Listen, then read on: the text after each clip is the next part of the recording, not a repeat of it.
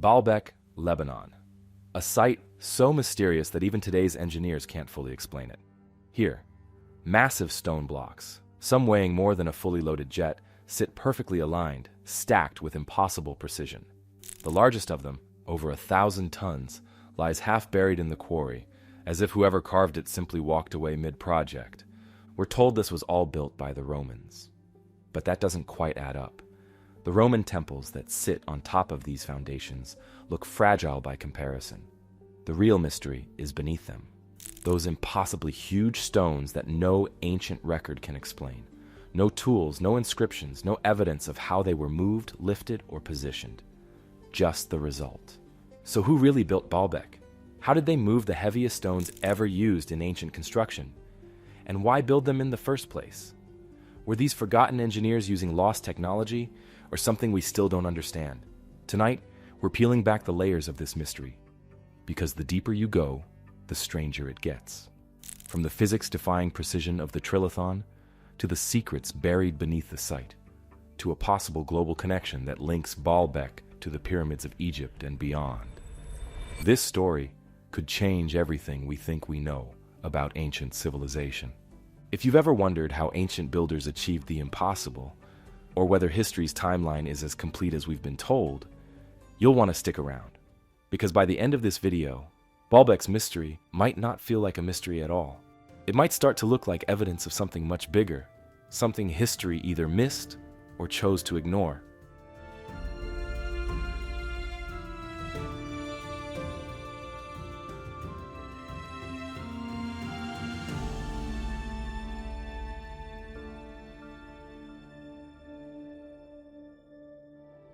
Most people recognize Baalbek for its towering Roman ruins, those massive columns reaching skyward, the remnants of the Temple of Jupiter. On the surface, it looks like another triumph of Roman engineering. But what most people don't realize is that the Romans didn't build the platform those temples stand on. They inherited it, and that single detail changes everything. Beneath the Roman architecture lies a foundation that predates their empire by thousands of years. An enormous megalithic base unlike anything else in the ancient world. Archaeologists agree that the upper structures date to around the 1st century AD, but the stones below tell a completely different story. They're far older, far larger, and far more precise than anything the Romans ever built. The deeper you look, the less the site fits within known history. And that's where things start to get strange. Ancient historians were just as confused as we are today. Greek and Arab writers claimed Baalbek was built by giants or constructed before the flood. Local legends connected it to Baal, the ancient Canaanite sun god, and described it as a place of divine energy. Even the Bible references this region as a center of Baal worship, a site tied to rituals and celestial alignments. But beneath the myths, one thing is undeniable. The foundation is far older than the Romans, and no civilization we know of left any record of building it. There are no inscriptions, no tool marks, no signs of how these blocks were quarried, moved, or set into place. The nearby quarry still holds unfinished stones, but there's no trace of the methods used to transport them. No roads, no ramps, no infrastructure capable of handling thousands of tons of stone. Some archaeologists have tried to credit the Phoenicians. Others suggest an unknown pre-Roman culture that vanished without a trace, but no theory fully explains what we're looking at. The foundation seems to belong to another timeline altogether, one missing from history, and yet this isn't even the most baffling part. Because above that forgotten foundation lies something that defies every known law of ancient construction. 3 colossal blocks that make everything else at Baalbek look small. They're known as the Trilithon, stones so massive that modern cranes would struggle to move them. Perfectly cut, perfectly placed, perfectly aligned. So who moved them? How? And why build on such a scale when smaller stones would have worked just as well? In the next section, we're going to take a closer look at these impossible stones. And trust me, once you see what they accomplished here, you'll understand why engineers, archaeologists, and historians still can't agree on how it was even possible. The deeper you go into Baalbek, the more impossible it becomes to explain. At the heart of the site lies the Trilithon, 3 colossal stone blocks that make the rest of the ruins look small. Each one weighs roughly 800 tons, and yet they're stacked side by side with machine-level accuracy. Their surfaces are perfectly flat, their corners perfectly square, and they're aligned within a few millimeters of one another. Even the Romans, master engineers by any standard, never built anything remotely like it. Just one of these stones weighs more than a fully loaded Boeing 747. Together, they form a platform so massive that it has never shifted, cracked, or sunk in over 2,000 years.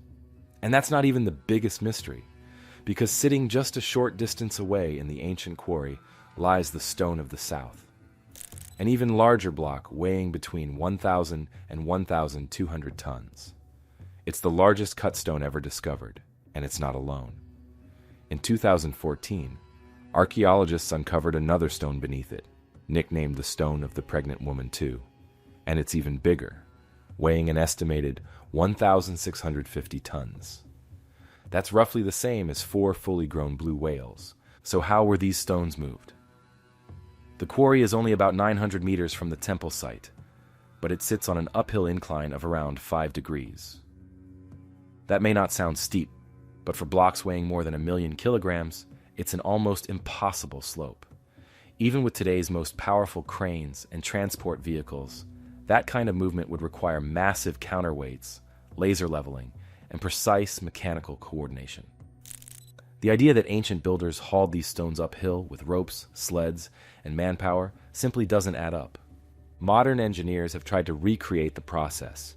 Small-scale experiments using sleds, rollers, and lubrication show that with enough people, stones of around 100 tons can be moved short distances.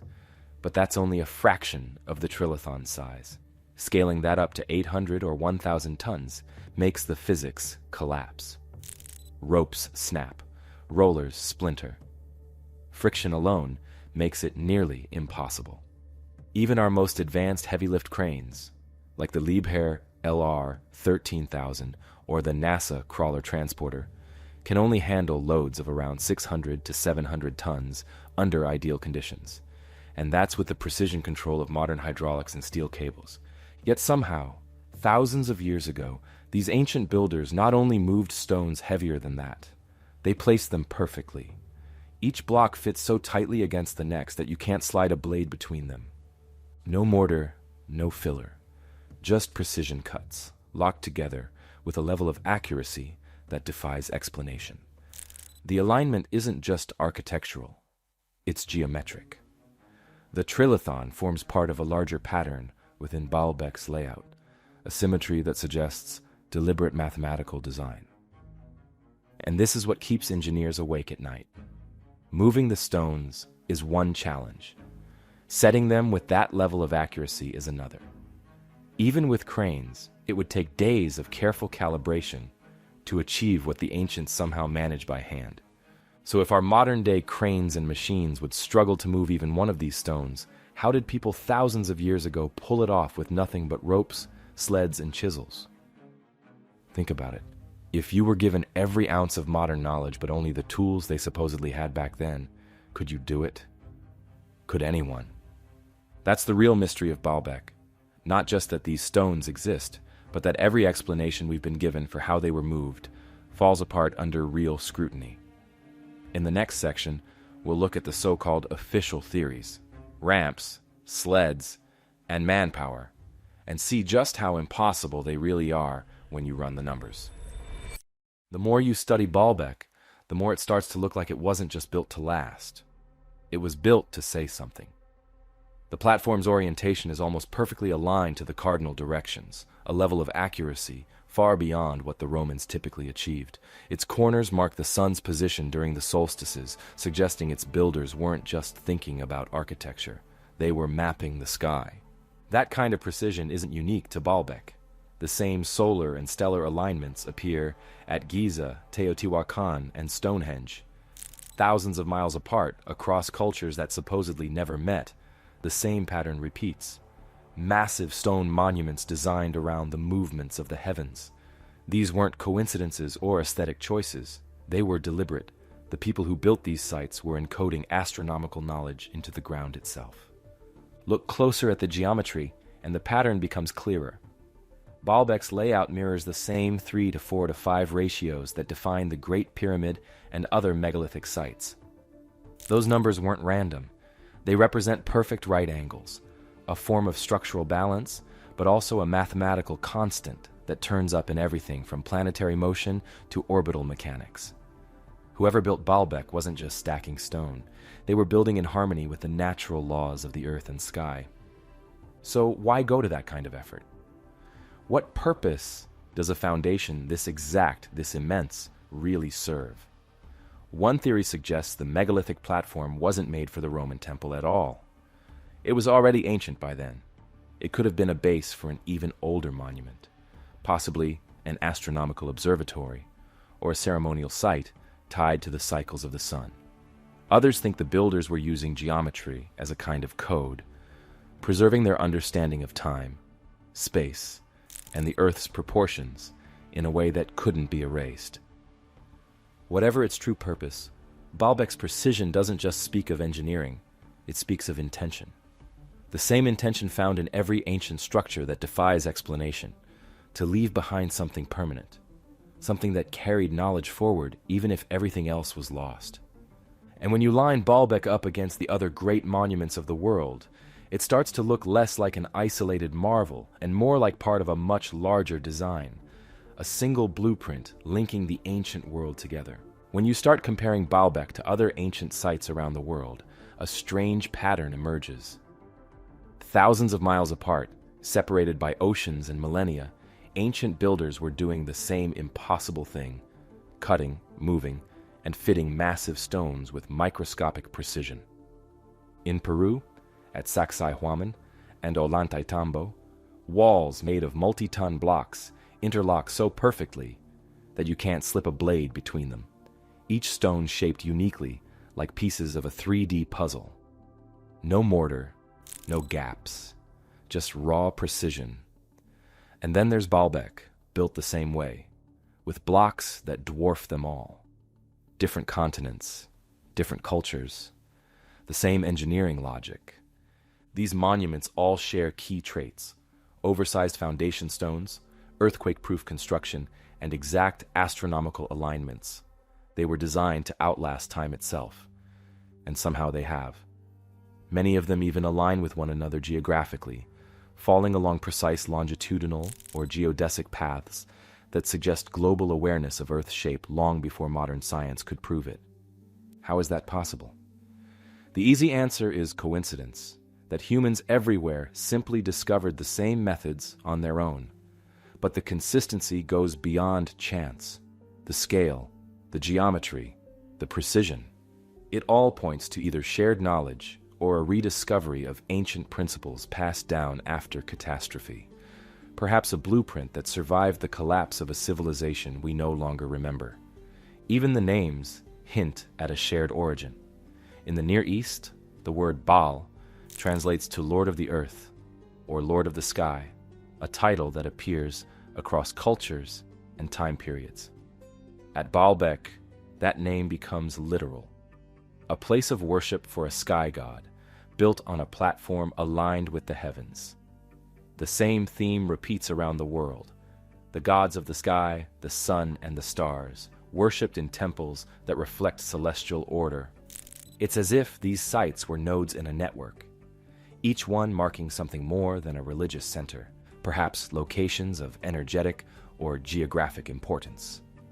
They share orientation, mathematics, and even myth. And if they were truly connected, it suggests that ancient builders may have had a far greater understanding of Earth as a unified whole than we give them credit for. The deeper we look, the more this pattern feels intentional, like the remnants of a global design that once spanned continents. But for all the similarities we can trace, one question remains: what were they trying to preserve? Recent excavations at Baalbek have added new fuel to one of history's oldest mysteries. Deep in the quarry, archaeologists uncovered yet another massive stone, larger than anything found before. Buried for centuries, it makes the famous stone of the south look small by comparison. This new block, sometimes called the Stone of the Pregnant Woman II, weighs an estimated 1,650 tons. It was carved, shaped, and prepared for transport, but for reasons no one understands, it was never moved. Whoever began this work reached a level of engineering ambition that still borders on the impossible. Researchers from the German Archaeological Institute studied the site and concluded that these stones were, in fact, intended to be moved and placed, not left where they were. Their analysis suggests the builders had a plan for transporting them, one that required precise calculation and preparation. But that raises a bigger question. If these stones were really meant to be hauled uphill to the platform, why stop halfway through? What could have interrupted a project of that scale? Even more revealing are the details found in the stone itself. The cuts, angles, and surface finish show tool marks far more refined than what the Romans are typically credited with. These aren't the rough quarry marks of ordinary masonry. They're consistent, sharp, and deliberate, suggesting advanced techniques that simply shouldn't have existed 2,000 years ago. Modern geologists examining the foundations have also confirmed that parts of Baalbek predate Roman occupation by centuries. The Romans may have expanded the site, but the core, the megalithic heart of Baalbek, was already ancient when they arrived. And what lies beneath may be even more important than what's visible above. Recent seismic imaging and ground-penetrating radar surveys have revealed possible chambers and voids beneath the platform, structures that haven't been excavated because of political instability in the region. Some believe these could be older construction phases, buried levels, or even remnants of an earlier complex that the Romans later built upon. Whatever they are, they suggest Baalbek wasn't a single project, but part of a far longer history, one reaching back into a time that official archaeology barely acknowledges. So what were these builders trying to preserve? Maybe Baalbek wasn't just a temple platform. Maybe it was a monument to knowledge itself, a structure designed to survive time, disaster, and the rise and fall of empires.